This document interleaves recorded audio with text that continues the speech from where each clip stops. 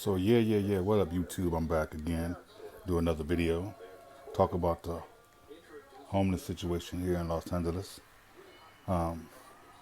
They're trying to clean up the homeless situation, but it's difficult because you have different groups or classifications of homeless people.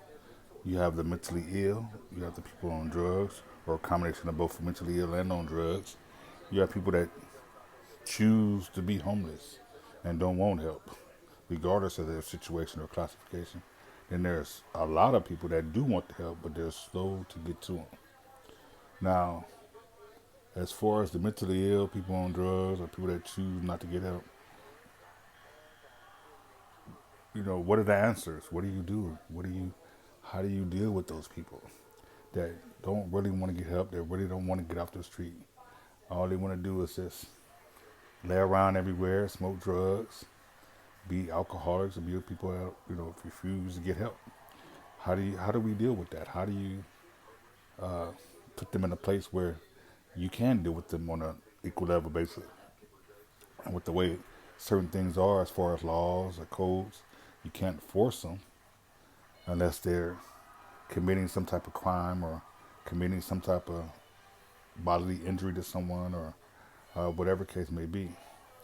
Then you got those people. There are people that, yeah, they want to get off the street, but they don't want to follow the rules because there are places. Every place you go, you got to have rules, and those people don't want to follow it. So you know, it's hard to judge and know who's who and what's what because a lot of people will lie to get into a situation. Then they'll wait a couple of months and then break the rules. So this not just here in LA, it's all over the country. And but California, Los Angeles, we probably have the worst situation of homeless people, homeless situation that people are in. And you try to help, you try to do what's right, but you can't hinder them either. You got to be able to kind of push them in the right direction. But like I said before, it's hard because a lot of people don't want help. They don't really want the help. So all we can try to do is just help those that do want to help. But also too with these cities and the states and the city councils and the state assembly and the federal government, with the Congress people, so many people are doing fraud with money. And I'm not trying to say city people or people that's in charge of the money are stealing it, but there's been levels of fraud from city government, state government, even the federal government. And it's a proven fact that a lot of these people steal money, and even homeless advocates steal money. But we have to be mindful of the fact that we have this situation, and that a lot of people don't want help. So we got to be able to find ways to deal with it in a better situation. But of course, a lot of us people have a blind eye. We just walk past it. We choose to ignore it. We choose just to. We want to complain about it, but we choose not to do anything about it. Like I saw somebody the other day post something on Facebook about a homeless person that's laying on the ground, and they made a comment, and I said, well, some people choose to be homeless. You know, that's a simple fact. Some people choose to lay on the sidewalk. Some people choose to be in that situation. So, what can we really do? We got to open discussions of what can we really do, and we got to bring everybody in. You just can't bring certain people in and not, be able to deal with it. You know, it's a tough situation, tough road, and as you notice, a lot of these homeless people are committing crimes, so they can be locked up, and because they have 3 hots in the cot, 3 meals a day, and they have a place to lay their head every day. But then also too, you can't just put them in general population with people because things tend to go out of hand with that. So, and the jails and prisons are overcrowded, and it's a tough road. Like I just saw a story the other day about Twin Towers. I was so much overcrowding that people are laying everywhere in the toilets, next to toilets, and on the floor. No beds, no beds available. You know, and some people are waiting a long time. Even those that are going to state prisons for years are waiting a long time to be transferred. So that's part of the overcrowding. You know what I'm saying? So it's just real bad situation right now, and we got to find a way to alleviate that.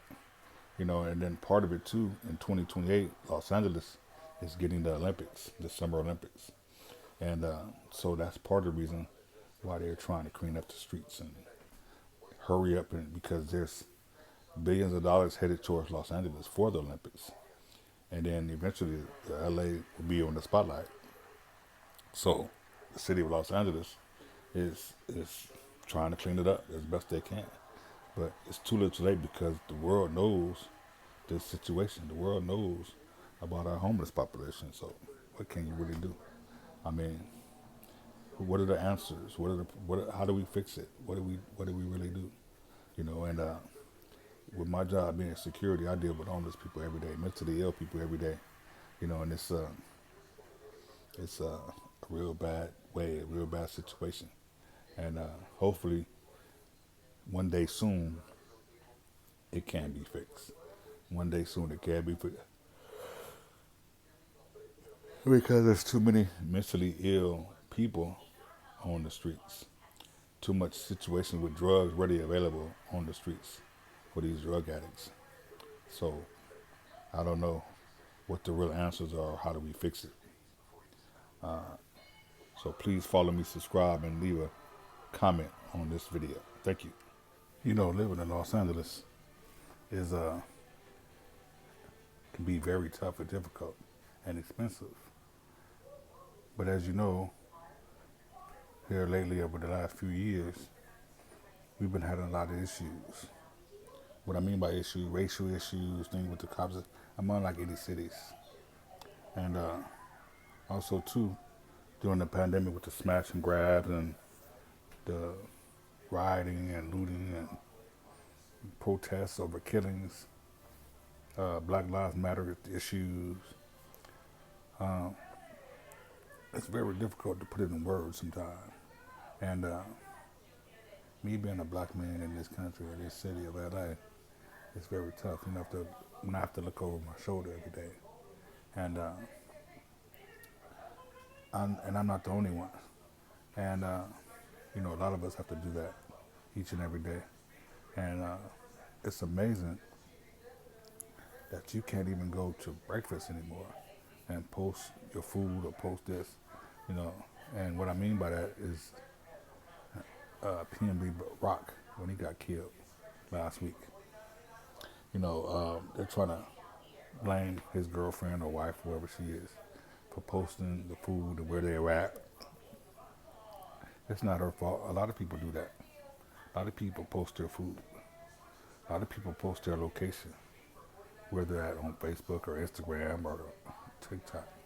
And you can't blame her.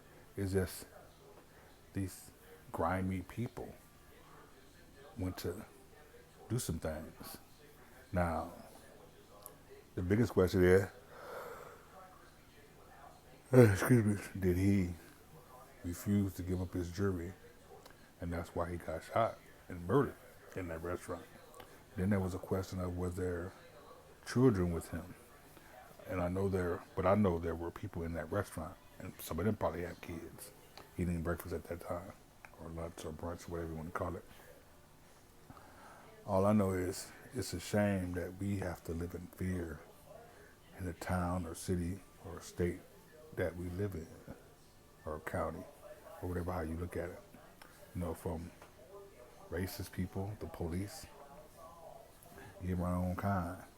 And all I know is it's got to stop. It's got to change. It's got to get better, because all we're doing is making it worse for ourselves. We make it very difficult. And too many people are dying. Too many people getting killed. and it's it's rough out here. Excuse me. And it's all I can do is just shake my head. I'm tired of going to funerals and watching people die over bullshit. Cars, people getting carjacked. Then all these high speed chases that people are going through. What are you running from? A lot of it is just simple. You ran a red light or you tags expired or whatever. Pull over, get the ticket. It's better than the end result. Or just pull over, get the DUI. Better than the end result. You spend the night in jail. You run, you get felony evading. And it's you can't say it's a common thing or we grown accustomed to it. Um, it's just sad that people are killing people over trivial stuff. And I'm hoping one day before it's all said and done that we can change it, that we can make a difference in this country. That's what I would have tried to do. I hope my words that I put out here today can help someone feel better and get better. Because I'm tired of seeing innocent people get killed over nothing. You know what I'm saying? So enough is enough, and we got to make a change. Got to get better. And like Michael Jackson say, it starts with the man in the mirror. And so sad that these people want to do this to someone else. Holla back, like and subscribe my channel.